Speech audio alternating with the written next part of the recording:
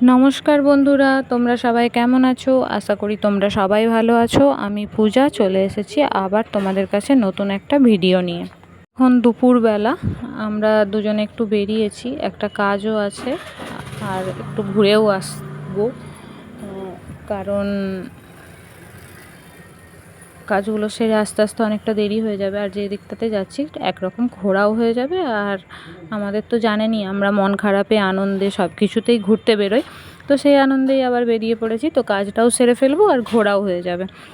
আর দুপুরবেলা বলতে ঠিক দুপুর আর নেই, এখন বিকেল হয়ে গেছে, প্রায় 4:30 মতন বাজে। অনেকটাই রাস্তা যাব আমরা, তো যাচ্ছি। রাস্তাটা ভারী সুন্দর, হাইওয়ে এটা, আর চারিদিকটাতে সবুজ ঘাসপালায় ভর্তি। আর ওই পাশে দেখেছেন কেমন মেঘটা ধরেছে, মেঘটা পুরো অন্ধকার করে এসেছে। আমরা দুজনেই ডিকিতে রেনকোট নিয়ে বেরিয়েছি, কিন্তু আমরা না দুজনেই রেনকোটের পক্ষপাতিত্ব নই। যেখানটায় এসেছি এখানটায় বেশ বাঁশবাগান রয়েছে। এরকম বাঁশবাগান কাদের কাদের আছে বা কোথায় আছে সবাই জানিও। আমি এর আগে বাঁশবাগান দেখেছি, আমার মামার বাড়িতেও আছে আর আর্যদের বাড়িতে তো আছেই। সব জায়গাতেই আমি এগুলো দেখেছি এবং আমার মাসির বাড়িতেও আছে।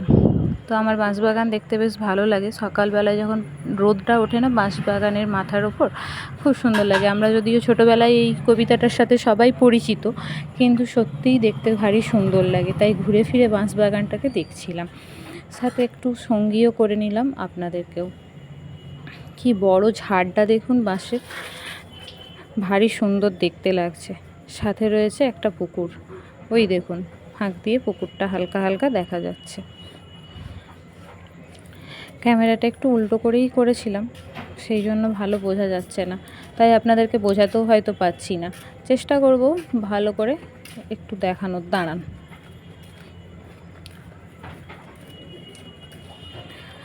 তো যাই হোক, আমরা ওখান থেকে ফিরে গেছি, ফিরে বাড়ি চলে এসেছিলাম। বাড়ি এসে একটু আবার বেরিয়েছি বলতে আবার সন্ধে হয়ে গেছে।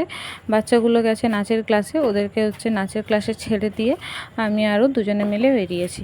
তার মধ্যে আমরা একটু জামা কাপড়গুলোও চেঞ্জ করেছি, করে টোরে নিয়ে তারপরে আবার এসেছি।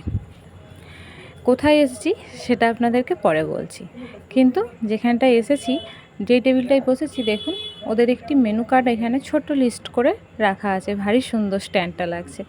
আর একজন তো ফোন ঘাঁটছে, সাথে মেনু চার্টটা নিয়ে বসেছে, কি অর্ডার করবে ও খুঁজে পাচ্ছে না আর ভাবছে। আর আমি বসে বসে একটু ক্যাট মারছিলাম, মেরে সেলফি তুলছিলাম, যা আমার কাজ অ্যাজ ইউজুয়াল তাই করছিলাম। আর ও তো চার্ট দেখছিল, সাথে আমাকে জিজ্ঞেস করছিল কি অর্ডার করবে। ফ্যানের বাতাসটা কিন্তু এমন দিচ্ছে যে চুলগুলো উড়ে উড়ে চলে যাচ্ছে। এমনিই আমার চুলগুলো সবসময় উড়তে থাকে, তারপরে আরোই উড়ছে। তো দেখা যাক। ওর সব মেনু কার্ড পড়ে মুখস্থ করা হয়ে গেছে, এরপর আমার পালা।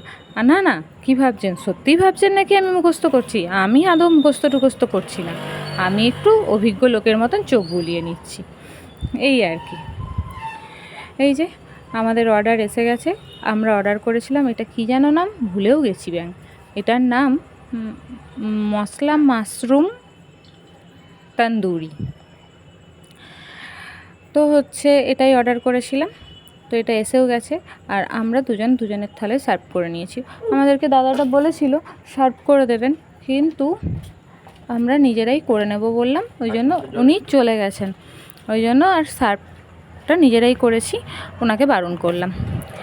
তো খেয়ে দেখলাম খাবারটা সত্যি অসাম, জাস্ট ওয়াও, ভারী সুন্দর খেতে, ভালো লাগলো খেতে। এরপরেই এলো ধোসা।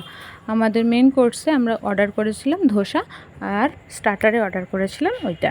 তো ধোসাটার সাইজটা তো বিশাল বড়, কিন্তু ভেতরে পুরটা রয়েছে এইটুকু। তো যাই হোক, খেতে খারাপ নয়, খেতে ভালো। আমরা এই দুটোই উদ্ধার করছি বসে বসে। আমাদের যদিও স্টার্টার উদ্ধার হয়ে গেছে, খাচ্ছি এখন ধোসা। দেখুন ধোসাটা সত্যিই টেস্ট আছে এবং ভারী টেস্টি, সেটা আপনার মুখ দেখেই আশা করি আপনারা বুঝতে পারছেন। আর ওই দিকে চলছে বেলুন সাজানো। বেলুনটা সাজানো হচ্ছে, একটি বার্থডে পার্টির অনুষ্ঠান আছে। আমরা খেতে এসেছিলাম এইখানে, সাউ নিরামিষ, এখানেই আমরা খেতে গিয়েছিলাম। তো আমাদের বাহনদেব রেডি, তো চলুন এবার আমরা দুজনে আবার বেরিয়ে পড়ি এখান থেকে, দিয়ে বাড়ি যাব। বাড়ি গিয়ে আবার চেঞ্জ করে বাচ্চাগুলোকে আনতে যেতে হবে। আমাদের রাত্রের ডিনার প্রায় কমপ্লিট। আর এখান থেকে খেয়ে গিয়ে আর আমরা রাত্রে বাড়িতে কিছু খেতে পারবো না, এখানেই আমাদের খাওয়া দাওয়া কমপ্লিট হয়ে গেল। যদি খেতে পারি তখন তার কথা। এরপর এসছি বনিকে নিতে।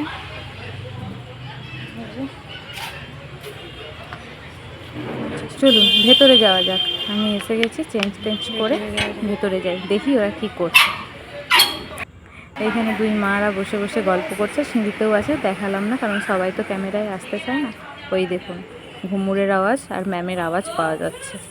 আর এই যে সপ্তক বাইরে কি একটা করছিল, আর এই দেখুন সামনেই বনি দাঁড়িয়ে আছে, কিছু একটা হয়েছে সেটাই জিজ্ঞেস করছে। ওকে আমি কাকাতে বলেছি তাই ওইরকম বলল। কি আর করবেন বলুন, বাচ্চা মানুষ আর ছেলে মেয়েদেরকে তো এইভাবে নিয়েই চলতে হয়। আর এই দেখুন এখানে পুচকেগুলো খুব সুন্দর নাচ করছে। গানটা তো দিতে পারলাম না, কপিরাইট পড়ে যাবে। আর এই যে চুটকি বাঁধা যে পুচকেটাকে দেখছেন, ও যে নাচ করে, ওর হচ্ছে নিজস্ব যে ফিগারগুলো ওর খুব পছন্দ হয়, ও সেইগুলোই করে, আদার্স পুরো নাচটা কিন্তু ও করবে না। চলুন ওদের নাচ হয়ে গেছে, ওদের এখন মুখটা শেখানো মুখগুলো একটু দেখুন, কারণ বাকিগুলো তো ভয়েস নিতে পারি না, এটাই একটু নেওয়ার চেষ্টা করেছি।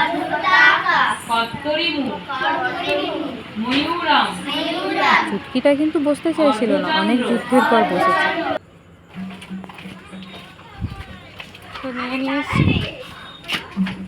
ওরা ছুটে পালাচ্ছে, ওরা প্রত্যেক দিন এই কাজটা করে। ওদেরকে আমি নিতে আসি আর ওরা প্রত্যেক দিন ছুটে ছুটে আগে আগে চলে যায়।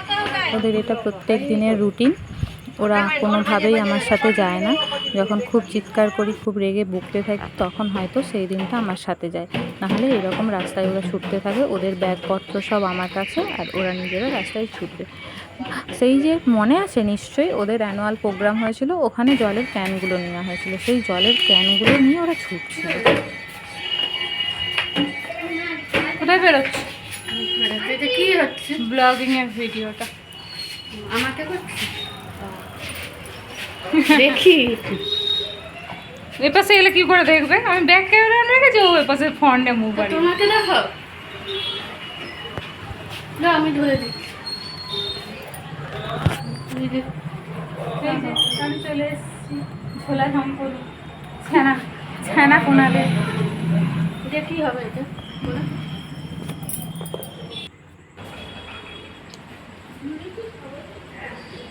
ও মাসি কি করো?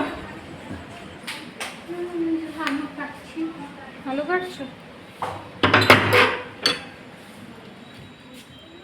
আমার ফুলুরিটা রাখা আছে, আমি ফুলুরিটা নিয়ে নিই, দিয়ে আমি গন হই, দিয়ে আমি বাড়ি যাই। ধর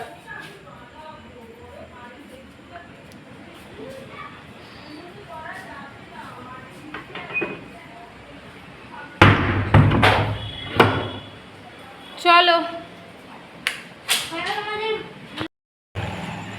তো চলো, এটা চেনা রাস্তা, তোমাদের চেনা গলি, সেই রাস্তা দিয়ে আমিও বাড়ি যাই আর্যকে নিয়ে।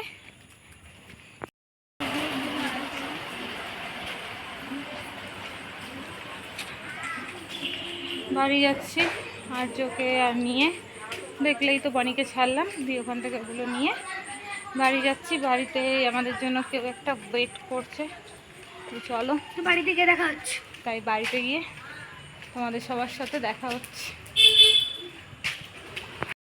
আমরা সবাই বাড়িতে চলে এসেছি।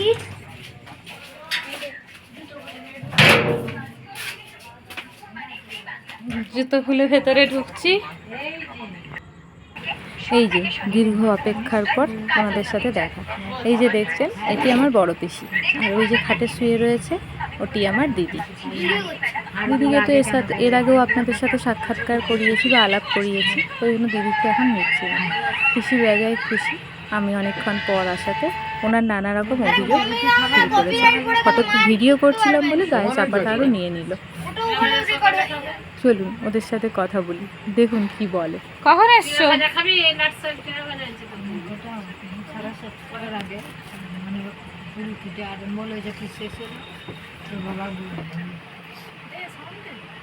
না কপিরাইট পড়ে যাবে। ওই এখানে যে সাউন্ডটা ওটা ওখানে দেখা যাবে। কি করছে? ভিডিও করছে, ইউটিউবে দিবে, তখন কপিরাইট চলে যাবে। তুই শুয়ে আছিস কেন? তুই তো আজকে জিম যাসনি। তো তোরা তো পরিশ্রম কিসের আজকে যে তুই শুয়ে পড়েছিস? কি এমন খেয়েছিস যে তোর লম্বা হয়ে শুয়ে পড়েছিস? মুড়ি খেলাম। বাবা, তার মুড়ি খেলে বলে আইসক্রিম আনাতাম। আমি আবার কাপের মতন নয়। এনে দিচ্ছি। না, বাপ্পার চা দোকানে হয়ে গেছে আজকে আর নয়। আরে বড় বাজারে দোকানটা তো খোলা। তো তাপু কি না কি নাম এটা, এর দোকানটা খোলা। এখন আজকে আর খাওনি, এই মুড়ি খেলাম, চা খেলাম। সুইট ইন্ডিয়া খোলা আছে। ঠিক আছে, তাহলে আইসক্রিম ডিউ থাক। তা ফোন করলি যখন তখনই তো বলতে হয়, নিয়ে চলে আসতাম তো। পিসিরা সবাই চলে গেছে। আজকে রাত্রের মেনু এগুলোই, লুচি, ছোলার ডাল, আলু পটলের তরকারি। তো চলুন এখন আপাতত যাই। সবাই ততক্ষণ ভালো থাকবেন, সাবধানে থাকবেন, সুস্থ থাকবেন।